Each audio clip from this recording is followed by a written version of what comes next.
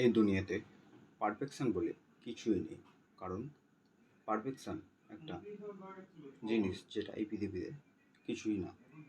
আমি বলতে চাইছি যে তুমি যদি একটি কাজকে করতে খুব টাইম নাও পারফেক্ট করার জন্য, তাহলে তুমি সেটার টাইম নষ্ট করছো এবং তোমার এনার্জি নষ্ট করছো। কারণ পারফেকশান কোনো দিনও একদিন আসে না, আর পারফেকশান কালকেও আসবে না, পরশু দিনও আসবে না।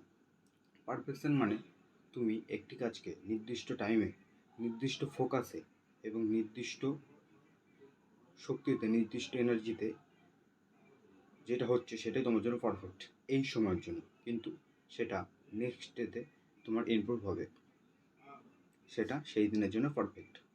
দেখা যাবে 1 বছর পর তোমার লেভেল আরও বেড়ে গেছে, সেটার জন্য তোমার সেটা হলো তোমার পারফেক্ট। মানে সেই লেভেলটার জন্য সেই জিনিসটা পারফেক্ট, আজকের দিনের জন্য এটা পারফেক্ট। তাই নিজের টাইম এবং এনার্জি নষ্ট করো না পারফেক্ট জিনিস করার জন্য। আর একটা কথা মাথায় রাখবে, পারফেকশান কোনো দিনও একদিন আসে না, প্র্যাকটিস থেকেই পারফেকশান আসে। যত প্র্যাকটিস তত পারফেকশান। এই কথাটা আমি বুঝলাম এই ইউটিউব চ্যানেল থেকে। আমি ইউটিউব চ্যানেলে পারফেকশানের চক্করে আজকে একটা ভিডিও দিচ্ছি। নিজেকে বেশি সানা ভেবেছিলাম খুব রিসার্চ করে একটা ভালো ভিডিও দেবো তোমাদের জন্য, কিন্তু করতে পারিনি। কারণ বেশি পারফেকশান করতে গেছি।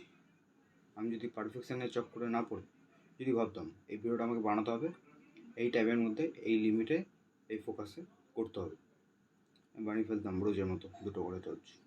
কিন্তু আজকে বানাতে পারিনি, কারণ পারফেকশান হয়ে গেছে। কিন্তু আজকে এই ভিডিওটা পারফেকশান ছাড়া এই টাইমে, এইটুকু টাইমের মধ্যে যেটা তৈরি হচ্ছে সেটার জন্য, এই টাইমের জন্য এইটা আমার পারফেকশান, মানে এই লেভেলে।